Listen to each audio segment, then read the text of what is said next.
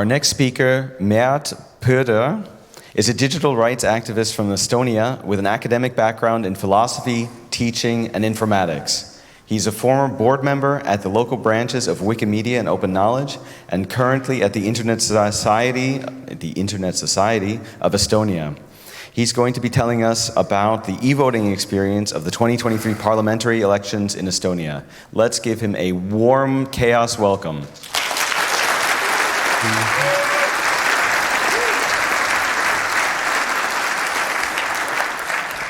Well, hello everybody.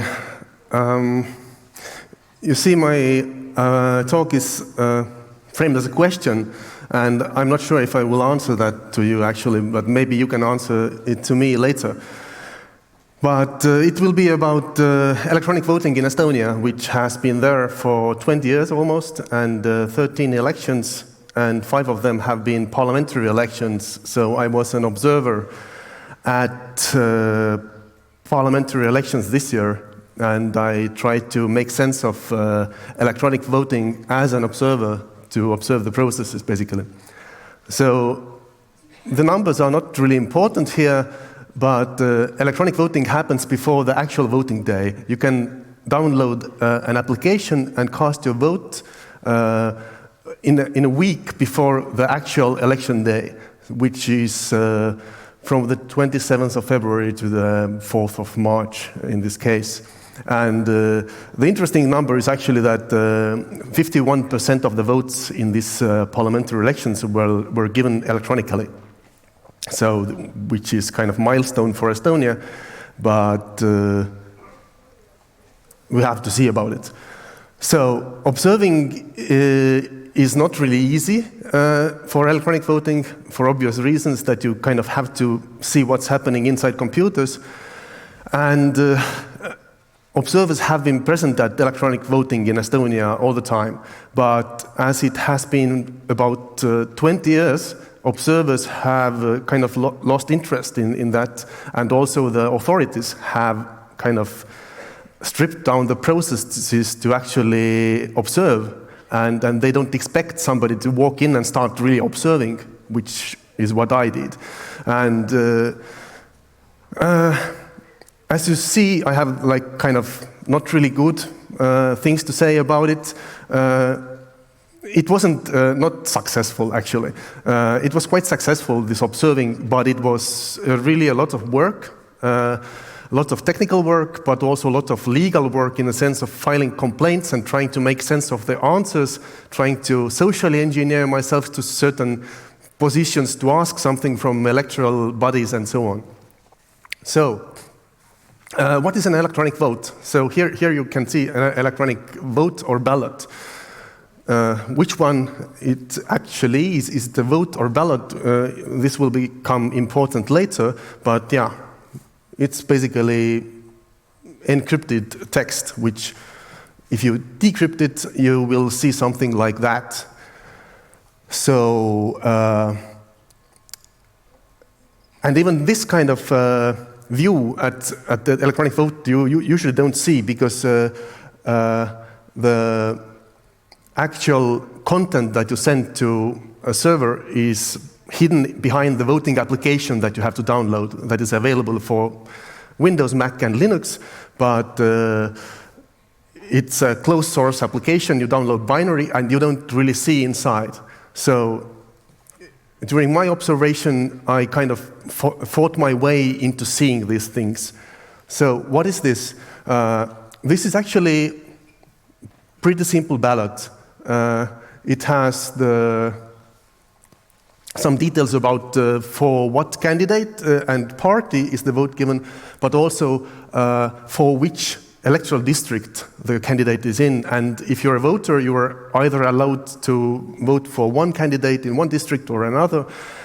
So this is important information in order to count votes later. So, well, that's basically what this electronic vote looks like. If you kind of look into it. And this ballot actually, or vote, is inside a zip container that is digitally signed with this Estonian identity card, which is a chip card with a smart ID, and then you have to sign it and enter your identification code for that.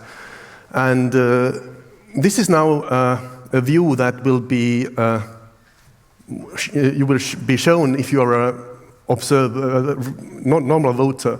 You run this application, you enter your authentication PIN code, then you will be provided with a candidate list, and which is divided by the parties. Then you choose a candidate, and then kind of confirm your vote and enter your secondary PIN number, which is actually used to digitally sign the container that you just saw on the previous slide. And then the server will say that the vote was accepted and will present you the QR code, which is actually important because this QR code can be used to verify your vote, which is basically to use a secondary device, mobile device usually, to see that the vote is still available at the server.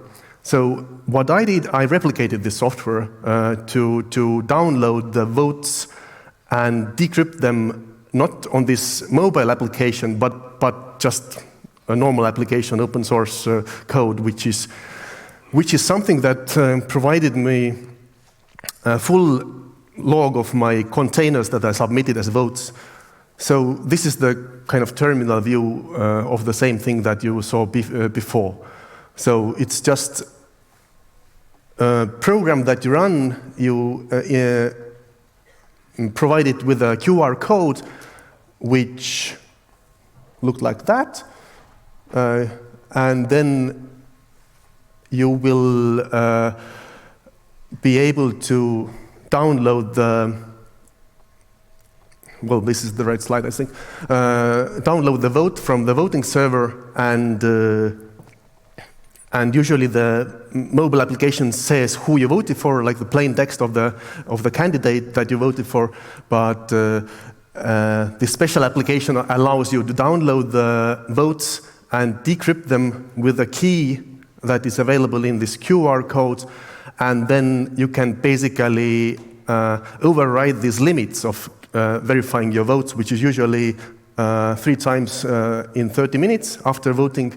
But if you download it, you can do it like forever. You can basically have proof of who you voted for after the elections for unlimited time. And since you can you will be downloading this full container of the vote, then it's also a digitally signed proof of who you voted for, which is actually something that is by some international regulations not really recommended or even allowed, maybe. So, and another part, what I did was to submit my own electronic votes, like to create the votes from the beginning myself. So, this was the... Now I'm going too far. Well, this one, yeah. The communication with the election servers is done quite simple way. It's some JSON RPC protocol, which is basically JSON text, and you provide some requests or commands to the server, and you can do the same that you saw in this voting application. You can do it yourself by providing these commands. So it's an open protocol, so I could just read the documentation and then write my own code to do it. And I did just basic job to submit some votes for testing, so I didn't really write my own voting application, but a series of scripts that I could use. So it's just downloading this voter list, these voter choices, and then submitting my own vote after that, which is the process that is kind of prescribed officially by this documentation. And yeah, I used OpenSSL to submit these requests, also authenticating with my chip card and which is required, this TLS connection in a specific way, which was really hard to do with some other tools, but OpenSSL finally worked. So it's basically doing the same that the official application did. And you get some responses from the server. Basically, it's getting the candidate list, or again, this example shows if you submit a vote, you will get vote ID back, which was one of the fields in this QR code actually, and then you get some qualification proofs about your this ID certificate being valid, which is this OSCP field, which is actually long. You can parse it and see what's inside and what are the timestamps and stuff like that. And the DSP reg is actually timestamp registration, which is storing the hash of your actual ballot on a secondary server to kind of not enable the runner of the server to manipulate the votes, basically delete votes. So they are registered also in a separate service, which is Estonian Certification Agency, or rather, it's a private company actually. So that's what you get if you submit a vote. And the first thing that was interesting that happened during observation was that while I was submitting votes, I got this message that the election is over. Since it was 1 week and I was basically trying to figure out this OpenSSL and stuff, during the latest minute, I accidentally kind of passed the time when election was over. Well, it wasn't really accidental, but in a sense, this message confirmed me that election is over and I can stop my experimentation as an observer. And what actually happened is that I was able to submit votes after end of election. So I had this message, voting is over, error message basically, and then I submitted a container 13 minutes later, which really happened by accident. I was just pressing something on the command line and then pressed enter, and then it told me that, yeah, I submitted another vote. And it was an experimental container actually, which has only 684 bytes, which is a bit too few to actually contain all the parameters to decrypt the vote. So this vote submitted after the election period is actually an invalid container or invalid vote or something like that, and more on that later. So I was, as an observer, having done these technical things actually during the election, I wasn't really in a special position compared to usual voters because I just invented my own tools to observe a bit more than is enabled usually.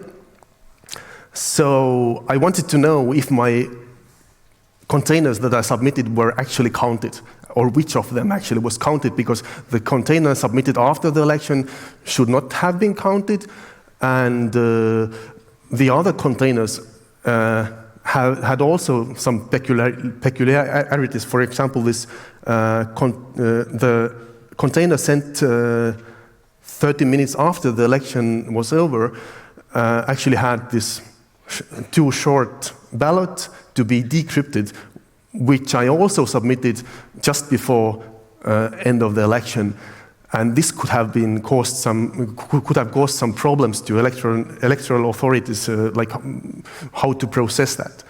So, and this is the point basically when I ran into problems. When I wanted to observe what happened to my votes, I wasn't really allowed to observe anything. First of all, there was some sort of informal session before the time that the counting should have started by the law.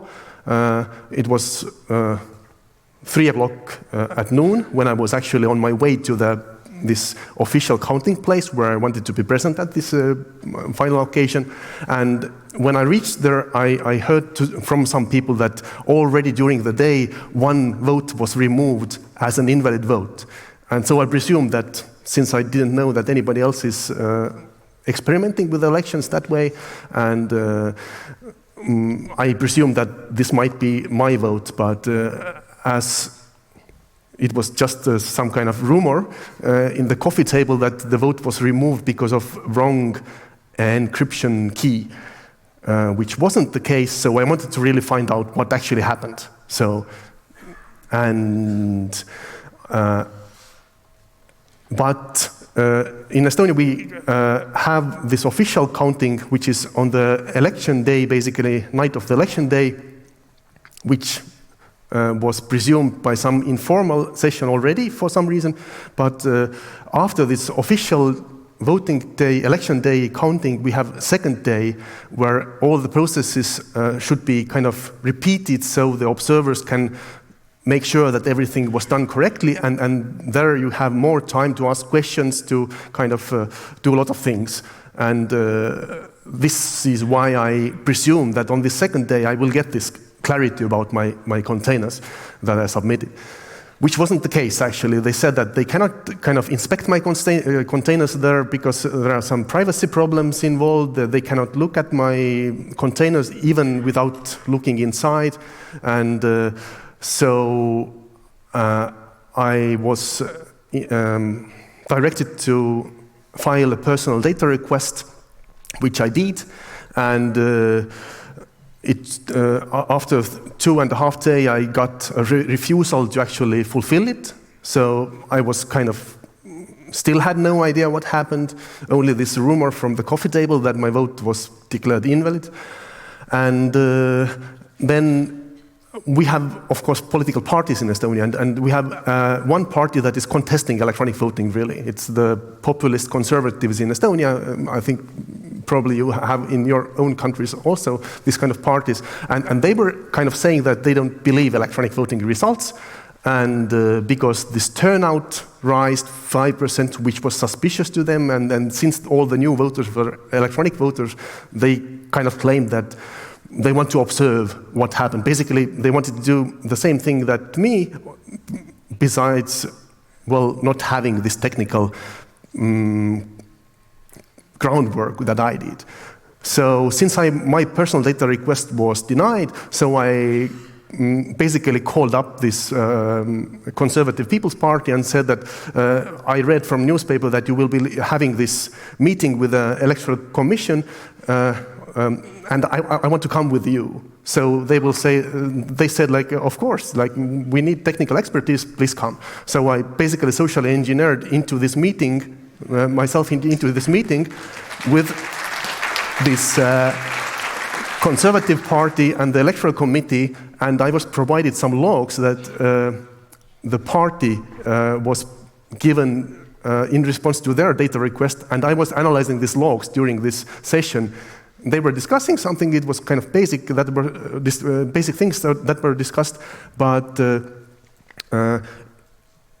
inspecting these logs and comparing these logs to my containers that I submitted, I claimed that there are some containers missing.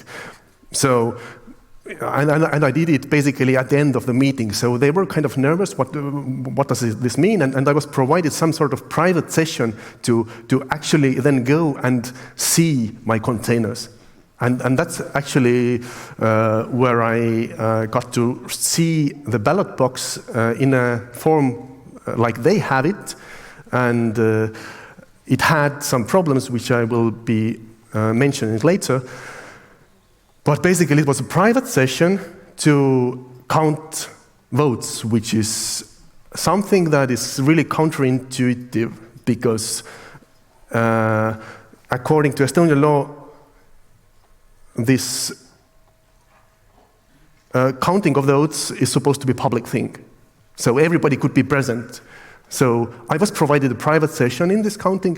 So what we did with the operator who grabbed this DVD disc where this ballot box was on, put it into his laptop, and then we sit in a room where I was not allowed to make photos or do anything, to record anything, just to remember things by heart.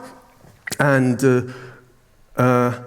then he wanted to have a cigarette, so we went outside, left the computer inside to unpack the ballot box that was still processed. So we went outside, and then I came back first, and I think he was kind of interrupted in the corridor or something. So I went to this room where this laptop was working, decompressing all the votes, or at least my ballots, and I could have just taken the laptop and walked out of the building. But as that would be criminal, I didn't do that, of course, but it's a kind of interesting side event. But I was able to confirm in this session that my containers that I submitted were received, but I wasn't able to confirm which of the containers was actually processed or how. So electoral office actually said that this container submitted after the election should be removed. It was basically said to a newspaper, and since after this private session to observe my containers, I wasn't still sure which of them was counted. Only I have this oral notice that maybe the last one that had this invalid too short ballot inside, this was counted. But since it wasn't really a proof which of them was counted, I filed an election complaint. And this complaint was filed, I think, on 13th, which makes it 3 days too late, or even more days too late, because you have to file electoral complaints 3 days after the legal event that has happened. And the legal event, in my case, would be then the second counting on the day after election day. But since I filed my personal data request, which was denied, then I went to this electoral office, to this private vote counting station, and I filed my complaint being inside this limit, this 3-day limit from this private session. And this wasn't an argument for Supreme Court, and also not an argument for voting commission, so this complaint was just dismissed. And what is actually interesting here, that the last submitted vote, it's hard to detect which one is the actual vote that should be counted, because the last vote, as defined by normal dictionaries, election dictionaries, is a ballot that is valid, that indicates the actual candidate that you voted for. So from my 26 containers, the last vote should have been probably the last valid vote. So since this Electoral Act doesn't really define the electronic ballot, but only talks about electronic votes, although there are ballots in the protocol, so it's really ambiguous which one of the votes should be counted, because what is the last vote if you don't know if invalid ballot is also should be also counted as a vote, or is it only a valid ballot that kind of produces a vote, which is kind of standard terminology. And in Estonia, these invalid ballots, these are something that electoral committee, in the case of electronic voting, is really afraid about, or somehow wants to hide. It kind of sheds a bad light for electronic voting, because if you have invalid ballots in electronic voting, then somehow electronic voting itself is not that perfect, as the official story goes, that it's perfect and better than paper ballot elections. So this omitting invalid ballots and kind of pretending that there are electronic votes and no ballots has led to this electoral act not defining the ballot for electronic votes, which is usually the case for paper ballots. For paper ballots, it's really defined what is a ballot, what is an invalid ballot, what is a cancelled ballot. There is even a procedure to cut off the corner of the ballot to make it a cancelled ballot. But for electronic voting, none of this is there. It's just there are electronic votes, and the last one has to be counted. No specifications. So it's really, for me, the case is that in electronic voting, they have like different view about the process. And this is probably something related to computers. They presume computers are unmistakable somehow. They just count the votes. You don't need ballots to be processed. You don't need to find out which ballots were correct, which one were invalid. So, in a way, this kind of Estonia being proud about its electronic voting and trying to kind of push away all the criticisms that have been has resulted in a legal obscurity with this electronic voting, where you cannot actually make sure which ballots should be counted. So I also filed a criminal report about not counting my vote because there is a paragraph in penal code in Estonia about it. This was not discussed, and the Supreme Court also, as I already said, it didn't discuss my complaint because of a deadline. But then I looked up at the data that I showed you before about these ballots, and it appears that the vote containers produced by official voting application, they didn't have proper digital signatures.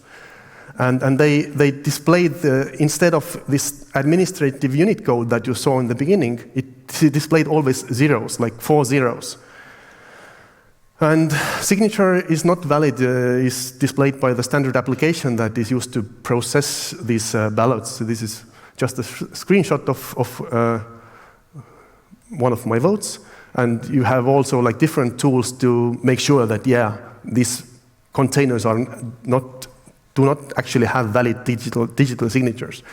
And this administrative unit code is 0 for all cases, and basically, of course, I complained about that too because they didn't want to count my vote, so I was not really satisfied with the process and complained about all rest of the electronic votes, this 51% of the votes. And this complaint wasn't properly discussed. So they dismissed my complaint, although they shouldn't have dismissed it, and they referred to Supreme Court decision, which kind of allowed them to do that. But it actually said that you can announce the results before the final decisions about the electoral complaints are made, if the complaints don't affect the results of the elections. So my complaint about 300,000 votes really would have affected the results. So they kind of rushed the announcing the results. So I'm kind of trying to wrap it up now. I think this basic diagnosis of this electronic voting in Estonia is that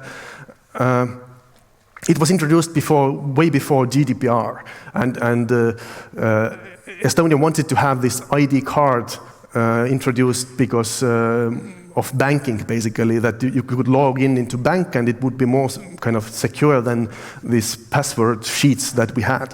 So this ID card was created, and basically electronic voting was created because of this ID card. It just, politicians found out that electronic voting is a hot topic in 2000s, and since we have this ID card, let's do electronic voting, and it was done.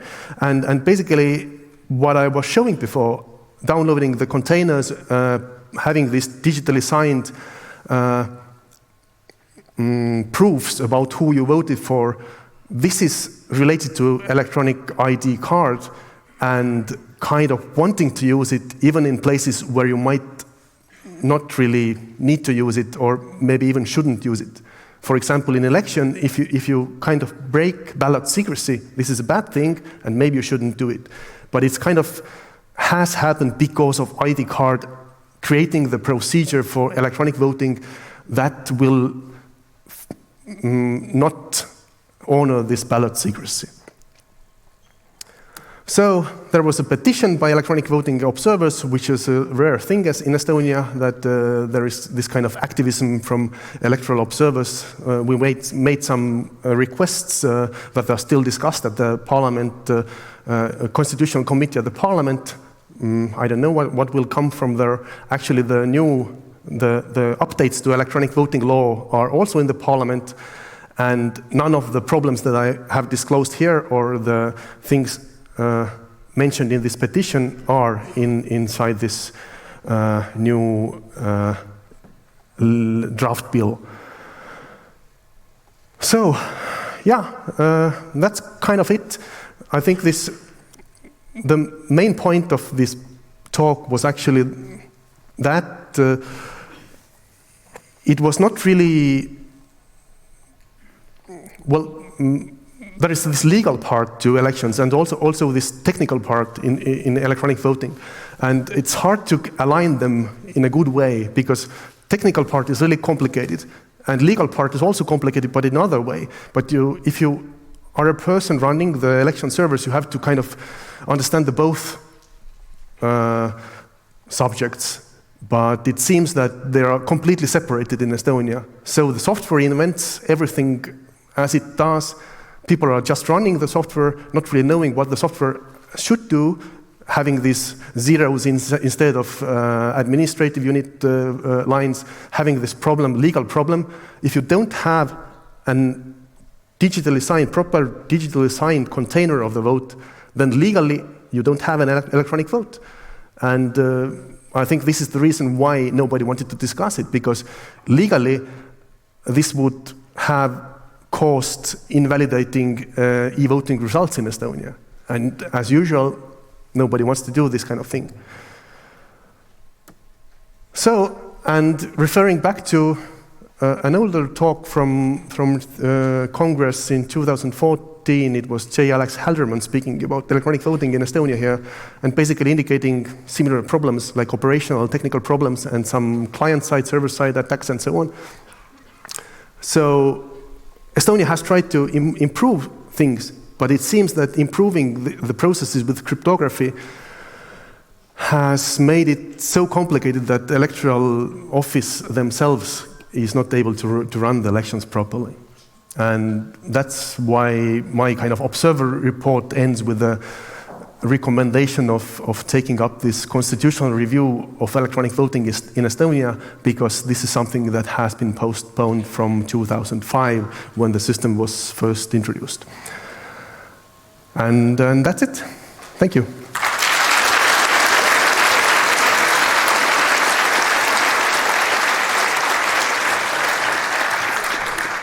Thank you so much. So we do have 5 minutes for questions. We have election observers watching the polls on the internet, in Mastodon, in Matrix, and in IRC. If you prefer the traditional in-person voting, we have 4 microphones here. And I see already at microphone number 1. Yeah, I'm surprised, especially that Russia looks at Estonia as kind of its own sphere of influence. That Estonians are not afraid that the voting systems themselves might be compromised. So it looks like quite. Did you have a look at that part of the system? Is there any audit, security audit of the systems?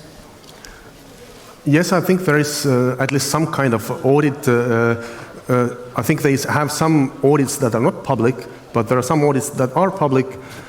And basically, one thing that I didn't describe in this talk is that they had really preparing the machines for the election. They just downloaded something from MSDN where some kind of operating system images are, and they didn't protocol it. They didn't write down the checksums or anything.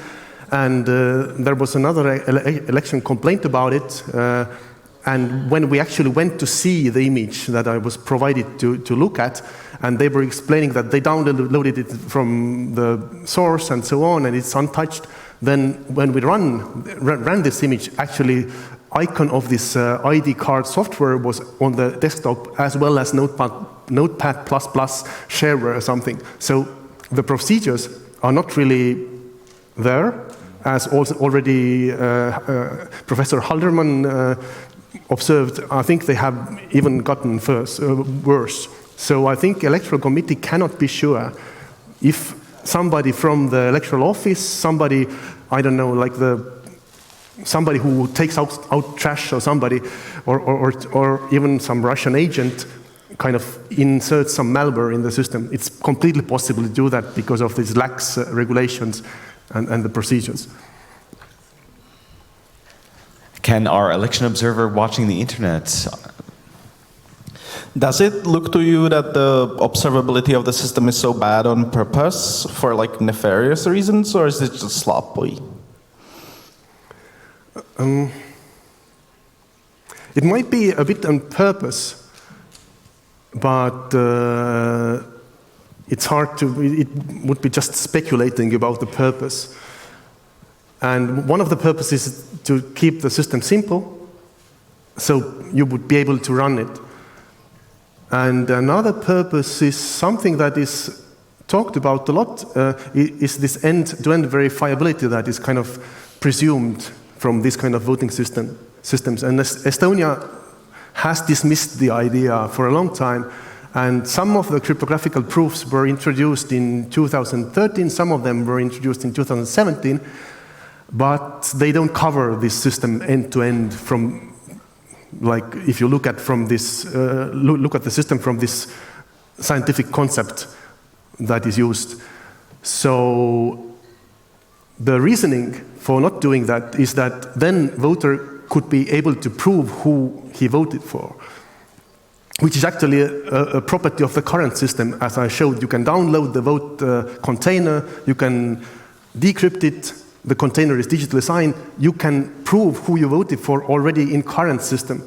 So this argument of not introducing end-to-end verifiability in a proper way is just false, because